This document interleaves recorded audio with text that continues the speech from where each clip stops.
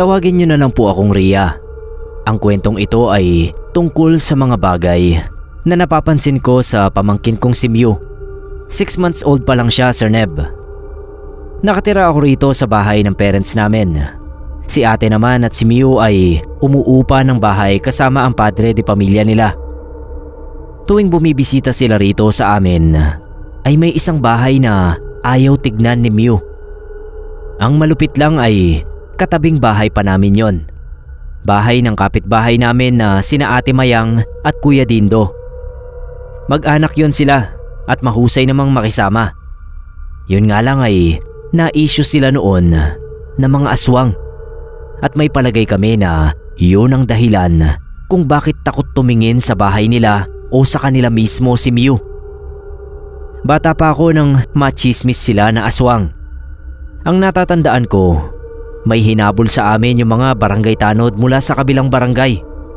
Narinig ko pa yung komosyon kasi nagsisigawan talaga sila noon. May aswang daw.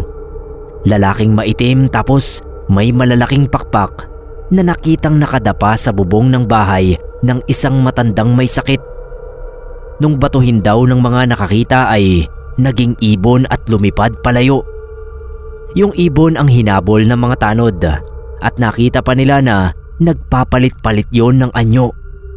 Nung sumabit daw sa kable ng kuryente ay nakuryente pa nga yun at bumagsak. Kaso bago nalapitan ng mga tanod ay naging lalaking hubot-hubad at nakatakbo pa palayo kahit pa ika-ika. Mabilis pa rin daw tumakbo kahit pinsalado na. Tapos ay nag-anyong pusa naman daw. Noong naging pusa ay nakitang tumalon sa firewall na ang kabila ay dito na nga sa barangay namin. Pumasok sila rito sa barangay namin at pinuntahan yung likod ng firewall. May nakita pang bakas ng dugo at yon ang sinundan ng mga tanod. Biglang naputol yung mga patak ng dugo at ang pinakamalapit na bahay sa pinagpatakan ng dugo ay itong bahay namin. Binulahaw pa nga kami ng kapitan namin tsaka noong mga tanod sa kabilang barangay at pinalabas lahat dahil baka raw nasa bahay namin yung aswang. Nakiko-operate naman kami syempre dahil sa takot. Tapos yun pala, parang chine-check lang noong mga tanod kung isa sa amin ang posibleng aswang. Noong makontento sila ay sina Ate Mayang at Kuya Dindo naman ang kinatok. Natagalan bago sila pinagbuksan. Si Ate Mayang ang humarap. Tapos sabi niya ay nilalagnat si Kuya Dindo kaya hindi makakaharap sa mga tanod. Nakahiga lang daw ito sa kama at nagpapahinga. Inisa-isa yung mga bahay na magkakatabi noong gabing yon pero hindi na nga nahanap yung aswang. Ang nakakapagtaka lang, Sir Neb, kinaumagahan ay maraming nakakita kay Kuya Dindo na maayos ang kalagayan at nagmotor pa nga papasok sa trabaho. Sabi naman ni Ate Mayang ay magaling na nga raw ito pero syempre may sariling interpretasyon ang mga marites. Si Kuya Dindo lang kasi ang hindi humarap sa mga tanod tapos ay tumanggi pa si Ate Mayang na papasukin ng mga yon dahil wala naman daw search warrant ang mga tanod. Doon nagsimula ang chismis na si Kuya Dindo ang aswang. Lalo pa at ang sabi ng mga tanod ay posibleng may sugat sa dibdib yung aswang dahil sumabit pa ito at nakuryente. Itong si Kuya Dindo, kilalang laging walang pang-itaas sa neighborhood namin. Pero mula ng araw na mapabalita ang aswang ay hindi na siya naghubad ng pang-itaas. Tapos eto na nga, si Mew ang pangalawa na sa mga baby na kilala ko na takot doon sa bahay ni na Kuya Dindo. Yung isa pang baby ay yung anak ng isa naming kapitbahay. Kapag papasyal silang mag-ina at mapapadaan sa tapat ng bahay ni na Kuya Dindo, ay yayakap sa mama niya. Hanggang 5 years old yata yung bata ay ayaw tumingin sa bahay o kaya ay sa mag-asawa. Si Mew namin ay ganoon din. Parang natatakot siya. Tapos kapag nakikita niya si Kuya Dindo o Ate Mayang ay talagang magbabago ang mukha niya at iiyak. Ngingiti lang yung mag-asawa tapos ay lalayo na. Sabi ng ilang kapitbahay namin, ang mga baby raw ay nakakakita talaga ng mga nilalang na hindi nakikita ng nakatatanda. Pakiramdam namin, Sir Neb, nakikita ni Mew na aswang talaga yung mag-asawa at natatakot siya sa kanila.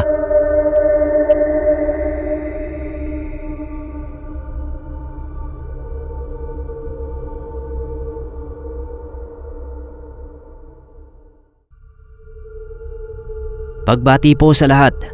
Ako nga pala si Carl. Isa akong single father ng 8-month-old na baby boy.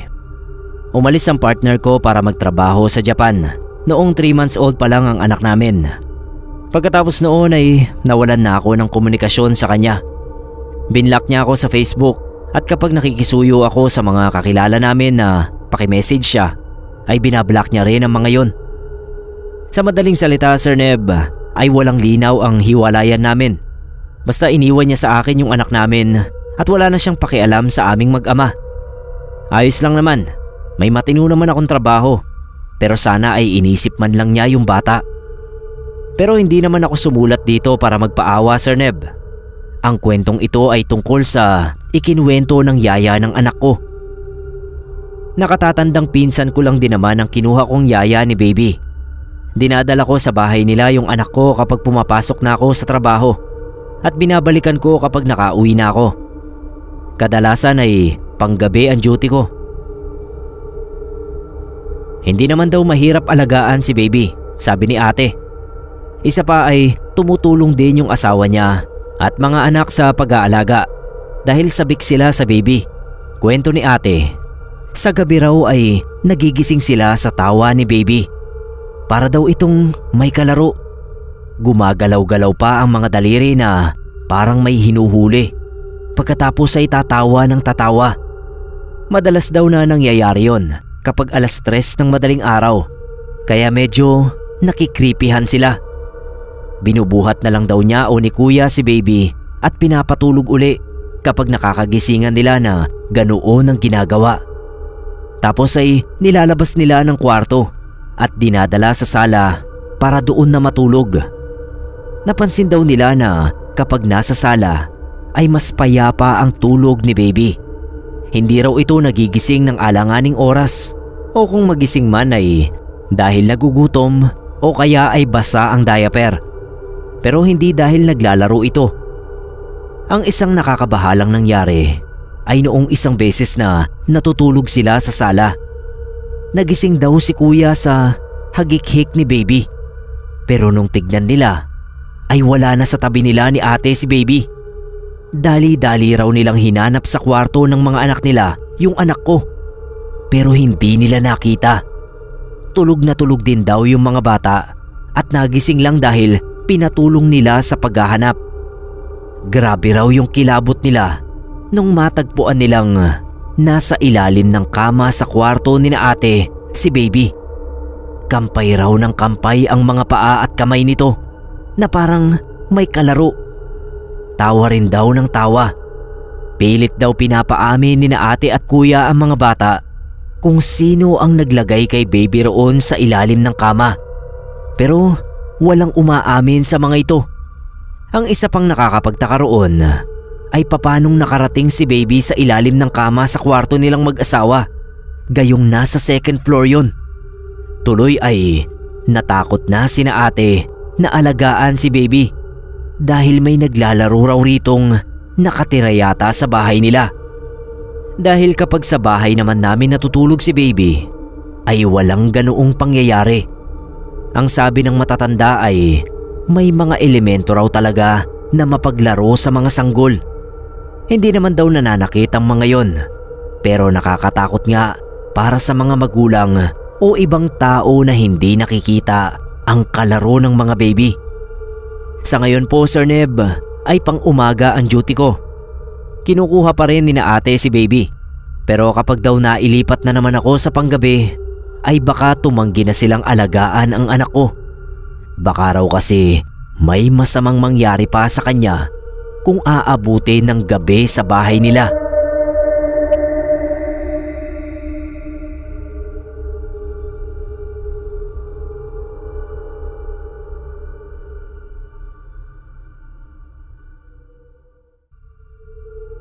Sir Neb at mga kapasta, ako nga pala si Adrian. Kwento ko lang yung pangyayari sa pamilya namin na pinaniniwalaang isang katibayan ng tinatawag na reincarnation. 2019 ay nagbuntis ang kapatid kong 17 years old. Siyempre galit na galit sa kanya yung parents namin. Senior high pa lang kasi siya nun at ginagapang sa pag-aaral sa private school. Ang masakit pa ay hindi niya alam kung sino ang ama ng bata. Marami siyang dinadahilan noon na hindi namin alam kung totoo ba. Hanggang sa hindi na nga namin pinilit alamin kung sino ang ama dahil halata namang ayaw niya talagang ipaalam kung sino. Year 2020, 3 buwan bago manganak si Carla, ay nagkaroon ng COVID ang daddy namin. Na-confine siya at hindi na nakabalik pa sa amin. Sobrang sakit lang, abo na lang ni daddy ang napaglamayan namin. Si Carla noon, hindi matigil sa kakaiyak araw at gabi. Sinisisi niya ang sarili sa nangyari kay daddy. Naniniwala siya na masama ang loob ni daddy sa kanya bago ito namatay dahil nahinto siya sa pag-aaral at disgrasyada pa. Tapos hanggang sa huli nga ay hindi niya inamin kung sino ang totoong tatay ng dinadala niya, na later on ay nalaman namin na isa pala sa mga kaklase niya. Fast forward 2022. 2 years old na ang anak ni Carla na pinangalanan niyang Castiel. Malikot na siyang bata at kamukhang kamukha siya ni daddy. Pero bukod sa pagiging magkamukha nila, ay napansin din namin na halos na kay Castiel ang maraming bagay na kagaya ng kay daddy. Halimbawa na roon ang hilig niya sa mga partikular na pagkain at music. Madalas magpatugtog ng 80s music si daddy noon at paborito niya sa lahat ang mga kanta ni Phil Collins. Itong si Castiel, imbis na mga Cocomelon at pambatang kanta ang pinakikinggan, ay nahilig din kay Phil Collins. Sinasabayan pa nga niya kahit bulol ang lyrics niya. Sobrang hilig din niyang kumain ng pandesal na sinasawsaw sa condensed milk, kagaya ni daddy. Marami pang ibang pagkakatulad sa mga paborito nila. Pero ang isa sa pinakamatinding pagkakatulad nila ay sa mannerism. Si daddy lang ang kakilala ko na may weirdo na paraan ng panunood ng TV at pakikipag-usap sa mga tao. Hindi kasi siya nakaka-focus. Yun bang hindi niya kayang nakapirming nakaharap sa TV o sa tao kapag nagko-concentrate siya. Sa simula ay nakaharap talaga siya, pero habang tumatagal ay unti-unting bumabaling ang leeg niya pakanan. Kaya ang nangyayari ay naka-side view na sila at naka-side eye sa TV o sa tao. Tapos siguro kapag nahihirapan na silang makita ang kaharap nila, ay tsaka sila haharap uli. Nakakatawa kapag nakikita namin si daddy na ganoon. Pinapanood nga namin at inuorasan kung gaano katagal siya makaka-side view. Natatawa lang din siya dahil since birth daw ay ganoon na siya. Ngayon ay kuhang-kuha ni Castiel ang mannerism na yon ni daddy. Minsan nga ay tinatawag namin siyang daddy at haharap naman siya, sabay ngiti. Nakakapangilabot minsan kasi pakiramdam namin ay si daddy talaga siya. Noong magti 3 years old na si Castiel nitong April, ay may matinding katibayan kami na siya ang reincarnation ni daddy. Madaldal na kasi siya at nakakapagkwento na. May sinasabi siya na panaginip tungkol sa isang lugar na maraming hayop. Pagkatapos ay natakot daw siya dahil merong big monkey na sumugod. Pero mabuti na lang at nakakulong yon, kaya hindi siya nasaktan. Kasama pa raw niya si lola niya na pinagtatawanan siya. Ang sabi naman ni mami, may naaalala raw siyang ganoong pangyayari noong dalaga at binata pa sila ni daddy. Namamasyal daw sila sa zoo at may gorilla na bigla ngang tumakbo pasugod sa harap nila ni daddy, sabay hampas sa hawla nito. Unang date daw nila yon at isa sa pinaka-memorable na palagi nilang napagkukwentuhan kahit nitong may mga anak na sila. Ang weird, Sir Neb, kung sasabihing coincidence na napanaginipan ni Castiel ang alaalang yon ni na mami at daddy. Kaya naniniwala talaga kaming reincarnation siya ng daddy namin. Biglaan naman kasi ang pagkamatay ni daddy at hindi pa naging maganda ang mga huling buwan na magkasama sila ni Carla. Kaya siguro bumalik siya para masulit ang nabiting panahon na kasama namin siya. Sa pagkakataong ito nga lang ay anak siya ng anak niya.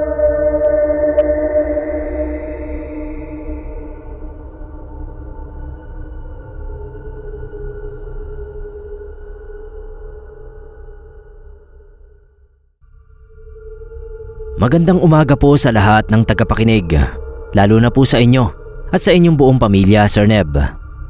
Pakitago na lang po ako sa pangalang Nat. Gusto ko lang ibahagi sa lahat ang isang hiwaga na naranasan ko noong nagbubuntis pa lang ako. Hindi kasi naging madali ang pagbubuntis para sa akin, Sir Neb. Kahiya-hiyamang aminin ay umupa ako ng lalaking bubuntis sa akin. Dahil sa edad kong 37 noon ay wala akong boyfriend o manliligaw man lang. Ang huli kong boyfriend ay noong 29 years old pa lang ako. Hindi ko po alam kung bakit walang nagkaka-interes sa akin. Kahit sabi ng iba kong kakilala ay hindi naman ako pangit, tsaka mabait naman ako. At dahil wala naman ngang nagtatangkang manligaw sa akin, ay naisip ko na lang na maghanap ng lalaking makakabuntis sa akin kahit na bayaran ko pa siya. Hindi ko na pahahabain ang kwento. Nabuntis naman ako ng lalaking inupahan ko. Hindi ko na lang i-disclose ang identity niya dahil pribadong tao naman siya at disente kahit pa nga nagpabayad at pumayag na hindi na siya makisali sa responsibilidad sa bata. Noong panahon na nagbubuntis pa lang ako, hindi ko alam kung sa sobrang excitement ko ba sa napipintong motherhood kaya lagi akong nananaginip na may inaalagaan akong baby. Sa panaginip ko ay naranasan ko talaga maging ina. Dama ko yung pagod at puyat sa pagiging single mother. Yung kaba kapag may sakit ang bata at kapag hindi ko siya mapatahan kapag umiiyak.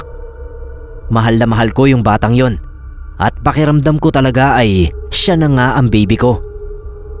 C-section ang panganganak ko dahil hindi na advisable para sa edad ko ang normal delivery. Malusog naman si baby at hindi kami nagkaproblema, kaya nakalabas din kami ng ospital. Noong nasa bahay na kami ay kumuha ako ng maid para maging taga-asikaso ng ibang needs namin, habang ako naman ay hands-on sa pag-aalaga sa aking prinsesa. At habang tumatagal, Sir Neb, ay nararanasan ko na yung mga bagay na dati ay sa panaginip ko lang nakikita. Nagsimula na akong ma-amaze noon dahil napapansin ko yung pagkakahawig ni Hazel sa baby ko sa panaginip. Alam kong siya yun talaga. Malinaw sa alaala ko yung mukha ng baby sa panaginip ko. Ganoon din ay nakikita ko ang mga bagay o gawain ko sa panaginip na ginagawa ko in reality. Minsan ay kinikilabutan na lang ako dahil automatic akong gumagalaw habang alam ng utak ko na ginawa ko na ang mga task na yon sa panaginip ko. Para akong kinokontrol na hindi ko maunawaan. Noong nagkasipon si Hazel ay alam ko na rin ang gagawin dahil nakita ko na nga sa panaginip ko ang ginawa ko. Pati yung pagsesearch ko sa internet ng isang brand ng feeding bottle ay napanaginipan ko na rin dati. Basically ay naging guide ko yung mga panaginip ko dati para mas mapadali ang pagiging first time mommy ko. Hindi ko ma-explain ang mga ganoong ganap sa akin. Kaya naman nag-research na ako. Nalaman kong isa palang example ng clairvoyance ang nangyari sa akin. Nakita ko ang future ko sa panaginip. Pero hindi ko naman masabi na clairvoyant nga ako. Kasi after kong manganak ay huminto rin ang mga panaginip ko kasama si baby. Ang natatandaan ko, ang huli kong panaginip noon ay yung parang nasa 9 months old na siya. Dahil nagsisimula na siyang tumayo noon. Saktong 9 months old kasi si Hazel nang matutong tumayo. Pagkatapos noon ay wala nang sumunod pa. 5 years old na si Hazel ngayon. Alam mo, Sir Neb, may mga nagsasabi na may gift ang anak ko. Hindi ko alam kung ano pero sabi ng iba ay kung mahihilig sa card reading at iba pang hiwaga si Hazel ay hayaan ko lang dahil may bantay siyang napakaliwanag. Nakakapangilabot pero mukhang kaya na wala na ang kakayahan kong makita ang future noon sa panaginip ko ay dahil si Hazel ang may kagagawan noon sa loob ng sinapupunan ko. As of now po ay wala pa namang pinakikitang kakaibang kakayahan si Hazel. Maliban sa paminsan-minsang pagngiti niya sa kawalan na parang may nakikita siya. Kapag naman tinatanong ko siya kung ano ang nginingitian niya, ay sasabihin lang niya na huwag akong maingay. Sana lang Sir Neb, kung ano man ang meron sa anak ko ay mabuting bagay yon.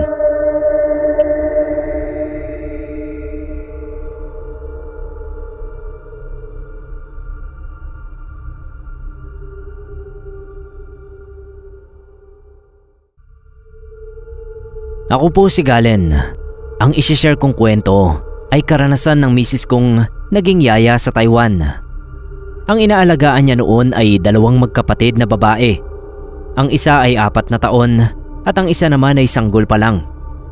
May kaya yung mag-anak at yung mga bata ay may sari-sariling kwarto. Kahit yung sanggol ay may sariling kwarto kung saan doon na rin natutulog yung asawa kong si Luz.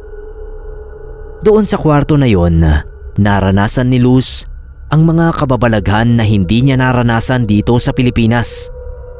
Ayon sa kwento ni Mrs., sa crib natutulog ang bata at siya naman ay naglalatag ng kutsyon sa sahig na katabi ng crib. Wala namang third eye si Luz pero noong unang pasok pa lang daw niya sa kwarto ng sanggol ay iba na ang pakiramdam niya. Mabigat at mainit daw ang hangin at parang gusto niyang parating lumabas. Hindi raw naman niya naisip na may kinalaman sa kababalaghan ang ganoong pakiramdam niya. Sa isip daw niya ay baka dahil sa makakapal ang kurtina at mahina ang aircon kaya siya naiinitan. Parati na lang daw niyang hinahawi yung mga kurtina para kahit papano ay may natural light na pumasok. Sa unang gabi raw niya doon sa kwarto ay hirap na hirap siyang makatulog. Panay raw ang biling niya sa higaan. Kumabog pa raw yung dibdib niya nang pagharap niya sa crib ay nakatingin daw sa kanya yung baby. Nagulat daw siya dahil gising pa pala ito pero tahimik lang. Bumangon na lang daw uli siya at pinaghele ang bata. Pero habang pinaghehele niya raw ito ay napansin niyang panay ang lingon nito sa crib na parang may tinitignan. Siya naman daw ay hindi makatingin sa crib sa kung anong dahilan. Parang kinakabahan daw ba siya? Tapos dim light lang yung naka-on kaya medyo madilim ng konti. Ang ginawa na lang daw niya ay lumabas at sa sofa na siya naupo hanggang sa makatulog silang 2 ng bata. Mabuting araw at hindi niya nabitawan yung baby. May mga pagkakataon din daw na naririnig niyang umiingit yung kahoy na crib kahit hindi naman gumagalaw yung baby dahil tulog na tulog ito. Isa pa ay kahit maglikot daw yung baby ay hindi naman ito mapapaingit yung crib. Para daw bang may gumagalaw noon kaya tumutunog. Tapos minsan daw ay kusang nagpe-play yung mga nakabitin na musical toys kahit walang tao sa kwarto. Ang pinaka-kinilabutan daw talaga siya ay yung isang beses na nagising siya sa iyak ng baby. Nung bumangon daw siya para tignan ito, ay tumingin yung baby sa bandang kanan niya at parang may hinabol ng tingin. Nung lingunin daw niya yung tinitignan nito, ay huling-huli ng mga mata niya yung anino ng isang tao na patakbong lumabas ng kwarto. Nanlaki raw yung ulo niya dahil nakita pa niyang gumalaw yung pinto at bumukas ng mas malaki. Hindi raw siya makasigaw at hindi na rin nakatulog dahil sa sobrang takot. Yung pangyayaring yon ang nakatrigger kay Luz para sabihin sa mga amo niya ang nararanasan niya sa kwarto ng baby.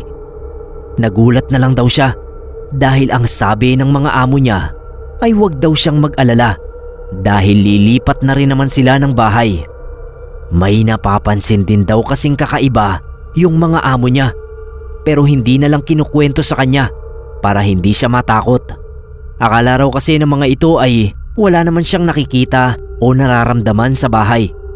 Pero ayon daw sa mag-asawa ay nakita na rin ng mga ito yung aninong nakita niya. Galing din daw sa kwarto ng baby. At nakita na rin daw yon ng panganay na anak ng mga ito. Pero kabilin-bilinan ay wag na lang sabihin sa kanya. Bago pa raw siya makarating sa Taiwan ay pinaritwalan na sa mga monk yung bahay na yon.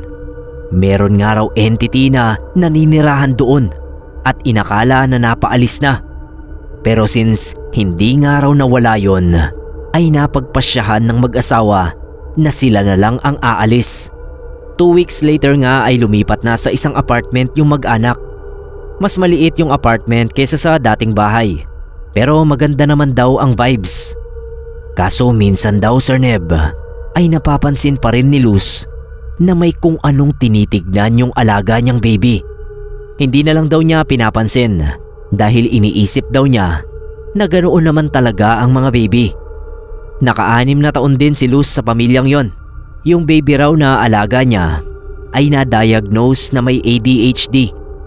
Wala naman daw masabing masama si Luz sa pamilyang yon dahil sa loob ng ilang taon ay naging mabait sila sa kanya.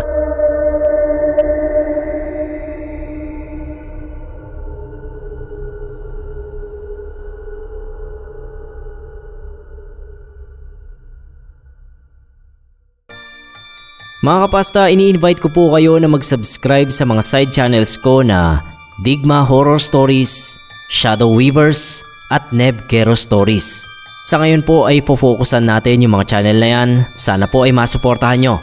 Muli po, Digma Horror Stories, Shadow Weavers at Neb Kero Stories. Maraming salamat po sa suporta nyo mga kapasta.